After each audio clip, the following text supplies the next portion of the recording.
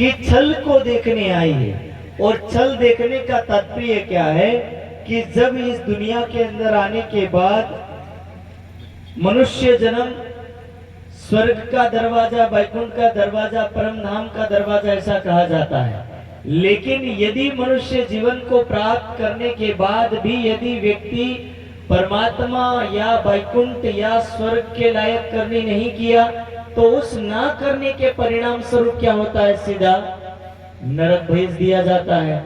अब जब नरक भेज दिया जाएगा तो वो क्या सोचेगा, मैंने तो करनी करी थी स्वर्ग जैसी, लेकिन मेरे साथ छल क्यों हुआ। एक उदाहरण बताता हूं आपको।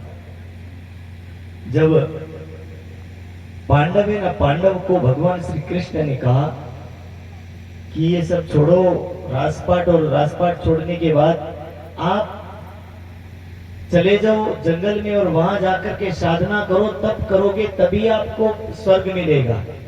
पांचों पांडव, छठी द्रौपदी ये चल पड़े और चल करके गए, साधना की कई वर्षों तक। और साधना करने के बाद भी परिणाम स्वरूप ये निकला कि जब स्वर्ग जाने का टाइम आया तो स्वर्ग में केवल युधिष्ठिर जाने लायक हुए, बाकी तो 5 लोगों को रिटर्न कर दिया गया। अब रिटर्न कर दिया गया तो सोचने वाला सवाल ये है कि जिसके लिए साधना की वो साधना करने के बाद मिला तो नहीं, पर मिला कुछ और मिला। तो कहने का यही तात्पर्य है कि दुनिया में आप कितनी भी कोशिश करो पर दुनिया आपको किसी एक अवगुण की वजह से भी कहीं भी फंसा करके खड़ी कर देगी। ये वैसे ही समझो जैसे कोई इंश्योरेंस बीमा वाली कंपनी हो। बीमा वाली कंपनी में योजना बहुत सारी दिखाई जाती है, लेकिन यदि उसका एक रूल्स बेकार निकल गया ना तो सारा का सारा प्लान चौपट हो जाएगा और यही कह के छूट जाएगी कि ये नियम हमारे में आता ही नहीं है।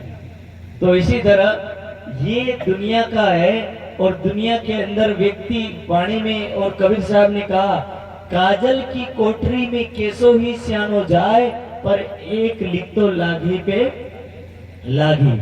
कि कितना भी बुद्धिमान चला जाए इसके अंदर, पर यहाँ आने के बाद बोले थोड़ा सा तो उसको दाग लगेगा लगेगा और लगेगा।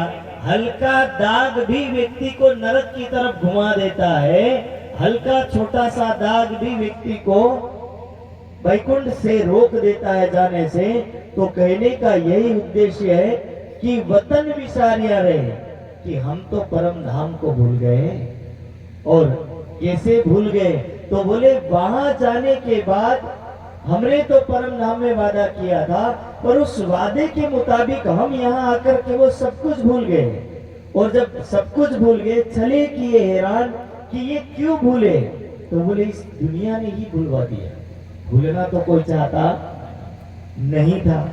सुबह से हर व्यक्ति यही सोचता है, सत्संग सभा में बैठा व्यक्ति यही सोचता है कि कल से मैं पूरे नियमों का पालन करूंगा, लेकिन घर जाने के बाद वो वैसा ही हो जाता है। सुबह उठने का टाइम होता, उठ करके सोचता है ध्यान में बैठो, तब तक घर में 2-3 काम जागृत हो जाते हैं, 2-3 फोन आ जाते हैं। जब फोन आ जाएगा, कोई बहन ध्यान में बैठना चाहती है, पति जाना चाहता है, अब उसके लिए बहन सोचती खाना बना दूं, नाश्ता बना दूं, बहन उसमें लगी है, भाई जाने की तैयारी में लगे, दोनों अपने काम में लग गए। और जब दोनों लग गए तो दोनों ही क्या किए, वतन विचारिया रे चले किए हैरान।